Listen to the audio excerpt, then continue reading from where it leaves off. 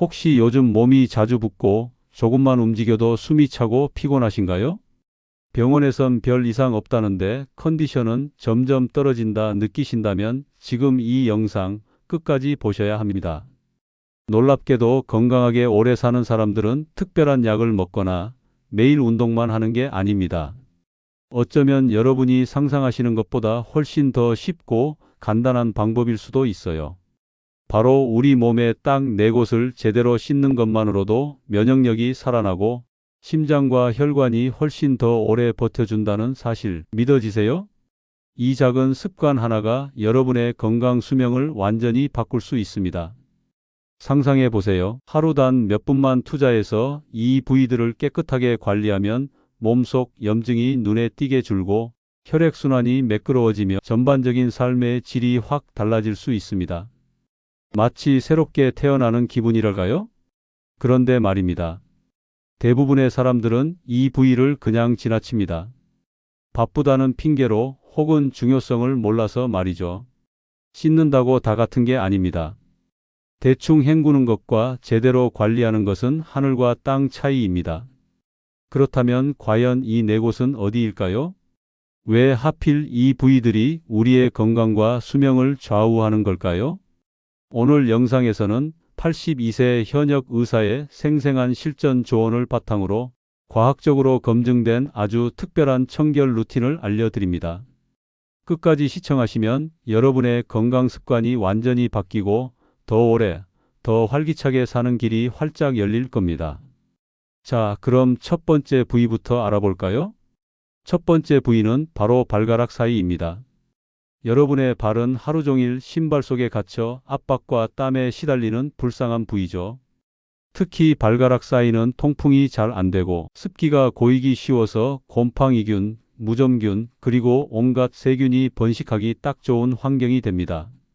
이곳을 제대로 씻지 않으면 단순한 피부 염증을 넘어 발톱 변형, 심한 발 냄새는 물론이고 전신 혈액순환에도 악영향을 줄 수 있습니다. 발은 제2의 심장이라고도 불리잖아요. 실제로 발 건강이 나빠지면 심장과 신장에도 부담이 간다는 연구 결과들이 속속 나오고 있습니다.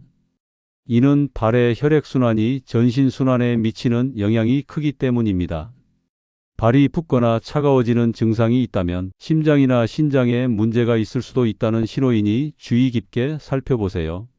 그렇다면 어떻게 씻어야 할까요? 여기서 드리는 82세 현역 의사 선생님의 실전 팁은 이렇습니다. 샤워할 때 발 전체를 물로만 헹구는 것은 절대 부족합니다. 발가락 사이사이에 낀 노폐물과 땀을 제거하기 위해서는 손가락을 사용해서 발가락 사이사이를 부드럽게 문질러주고 굳이 비누나 바디워시를 많이 사용하지 않아도 됩니다. 중요한 것은 물리적으로 이물질을 제거하는 것이니까요. 가장 중요한 건 샤워 후에는 반드시 발가락 사이의 물기를 완전히 닦아내는 것입니다. 마른 수건으로 꼼꼼하게 닦고 여의치 않다면 드라이기 찬바람으로 말려주는 것도 좋은 방법입니다. 여름철에는 특히 발가락 사이가 습해지기 쉬우니 더욱 신경 써야겠죠? 또한 발가락 사이가 넓은 신발이나 통풍이 잘 되는 양말을 신는 것도 아주 중요합니다. 면 양말이나 기능성 양말을 선택하고 여러 켤레를 번갈아 신어 신발 내부의 습기를 관리하는 것도 도움이 됩니다. 발은 생각보다 예민한 부위이니 항상 관심을 가져주세요. 건강한 발은 건강한 몸의 시작이니까요. 두 번째 부위는 바로 배꼽 주변입니다. 배꼽, 정말 작고 귀여운 부위지만 생각보다 많은 분들이 청결 관리에 소홀한 곳이기도 합니다. 배꼽은 피부에 주름이 깊게 파여 있고 피지와 각질, 그리고 옷에서 떨어지는 보풀하기 등이 쌓이기 아주 좋은 환경입니다. 마치 먼지가 쌓이는 창고처럼 말이죠. 특히 노년기에는 피부 재생력이 떨어지고 면역 기능도 약해지기 때문에 이 부위에 세균이 쌓이면 복부 염증이나 심한 경우 소화기 부담, 심지어는 전신 면역력 저하로까지 이어질 수 있습니다. 배꼽을 제대로 관리하지 않으면 냄새는 물론이고 가려움증이나 염증까지 생길 수 있으니 꼭 신경 써야 합니다. 흔히 배꼽대를 강제로 파내려고 하다가 상처를 내는 경우가 있는데 이는 오히려 세균 감염의 위험을 높일 수 있으니 절대 금물입니다. 그렇다면 어떻게 씻어야 할까요? 여기서 드리는 실전 팁입니다. 면봉에 따뜻한 물이나 생리식염수를 충분히 묻혀서 배꼽 안쪽을 아주 부드럽게 닦아주세요. 절대 강하게 문지르거나 후벼 파지 마세요. 배꼽 안쪽은 얇은 조직으로 되어 있어서 상처가 나기 쉽고 자칫 잘못하면 감염으로 이어질 수 있습니다. 마치 아기 피부 다루듯이 조심스럽게 다뤄야 합니다. 비누나 바디워시를 배꼽에 직접 넣는 것도 피해야 합니다. 화학 성분이 배꼽 안쪽에 남아 자극을 주거나 염증을 유발할 수 있거든요. 일주일에 2번에서 3번만 해도 충분하니 꾸준히 실천해 보세요. 땀을 많이 흘리는 여름철에는 좀 더 자주 관리해 주는 것이 좋습니다. 배꼽 청결은 소홀하기 쉬운 부분이지만 우리 몸의 중심인 만큼 중요한 관리 대상입니다. 세 번째 부위는 겨드랑이 아래 깊은 주름 부위입니다. 겨드랑이는 땀샘이 집중되어 있고 피부가 겹쳐지는 깊은 주름이 많아서 세균이 번식하기 아주 좋은 환경입니다. 이곳은 습하고 따뜻해서 세균이 자라기에 최적의 조건이 갖춰져 있죠.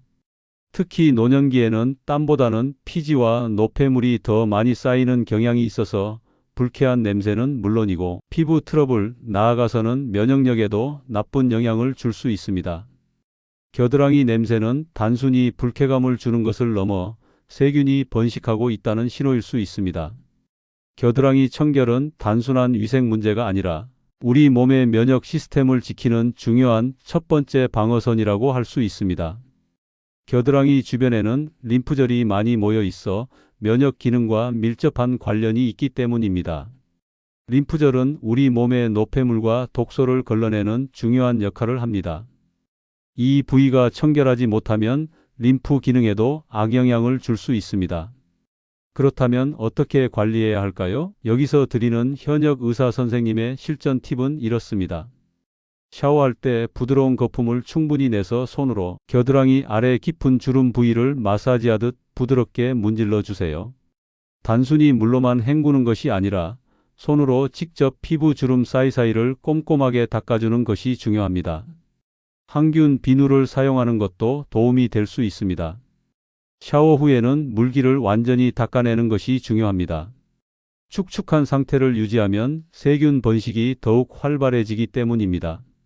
마른 수건으로 톡톡 두드려 완전히 건조시켜 주세요. 그리고 통풍이 잘 되는 옷을 입어서 겨드랑이가 항상 쾌적한 상태를 유지하도록 해주세요. 천연 섬유 소재의 옷이나 땀 흡수가 잘 되는 옷을 선택하는 것이 좋습니다. 너무 꽉 끼는 옷은 겨드랑이의 통풍을 방해하고 습기를 가중시키므로 피하는 것이 좋습니다. 필요하다면 땀 억제제나 데오드란트를 사용하는 것도 좋지만 과도한 사용은 피부에 자극을 줄 수 있으니 주의하세요. 마지막 네 번째 부위는 바로 두피 뒤쪽, 귀 뒤와 목덜미 사이입니다. 이 부위는 평소에 눈에 잘 보이지도 않고 샴푸할 때도 손이 잘 닿지 않는 사각지대입니다. 하지만 피지선이 매우 집중되어 있는 곳이라 피지와 노폐물이 쌓이기 쉽고 염증, 가려움증, 비듬은 물론이고 심하면 탈모와 심장 부담까지 연결될 수 있는 아주 중요한 부위입니다. 특히 귀 뒤는 다른 부위보다도 세균이 더 많이 쌓일 수 있는 곳이니 꼭 신경 써야 합니다. 이곳을 제대로 관리하지 않으면 불쾌한 냄새가 나기도 하고 심한 경우 만성 두피염으로 이어질 수도 있습니다. 두피 건강은 모발 건강뿐만 아니라 전신 건강에도 영향을 미칩니다. 두피의 혈액순환이 원활하지 않으면 뇌 기능 저하나 피로감 증가와도 연결될 수 있습니다. 그렇다면 어떻게 씻어야 할까요? 여기서 드리는 현역 의사 선생님의 실전 팁입니다. 샴푸할 때 단순히 머리만 감는다고 생각하지 마시고 손가락 끝으로 귀 뒤와 목덜미를 꼭 문질러 주세요. 마치 두피 마사지를 하듯이 말입니다. 샴푸 성분이 두피에 남지 않도록 깨끗하게 헹궈내는 것도 중요하고요.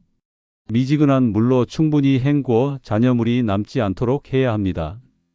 뜨거운 물은 두피를 자극하고 건조하게 만들 수 있으니 피하는 것이 좋습니다. 샤워 후에는 물기를 잘 닦아내고 가끔은 따뜻한 스팀 타월을 이 부위에 올려두고 지그시 눌러주면 혈액순환에도 도움이 되고 피로도 풀리는 느낌을 받을 수 있을 겁니다. 잠자리에 들기 전에는 두피를 완전히 건조시키는 것이 중요합니다. 젖은 상태로 자면 세균 번식의 원인이 될 수 있습니다. 빗질을 할 때도 이 부위를 꼼꼼하게 빗어주어 노폐물을 제거하고 혈액순환을 돕는 것이 좋습니다. 이 영상이 여러분의 건강에 조금이나마 도움이 되셨다면 가족이나 친구에게도 꼭 공유해 주세요. 함께 건강해지는 게 가장 좋은 예방입니다. 좋아요와 구독은 더 많은 건강 정보를 전하는 데 큰 힘이 됩니다. 이렇게 매일 몇 분만 투자해도 여러분의 건강이 달라질 수 있습니다. 오늘 알려드린 이 4곳의 청결 관리만 제대로 해도 몸속 염증이 눈에 띄게 줄어들고 면역력이 다시 살아나며 무엇보다도 심장과 혈관의 부담을 덜어내 더 건강하고 활기찬 삶을 누릴 수 있습니다. 건강은 거창한 결심보다 작은 습관에서 시작됩니다. 이 작은 습관들이 모여 여러분의 건강한 미래를 만들 것입니다. 매일 3분 씻는 습관 하나 바꾸는 것만으로도 당신의 수명과 삶의 질은 놀랍도록 달라질 수 있습니다.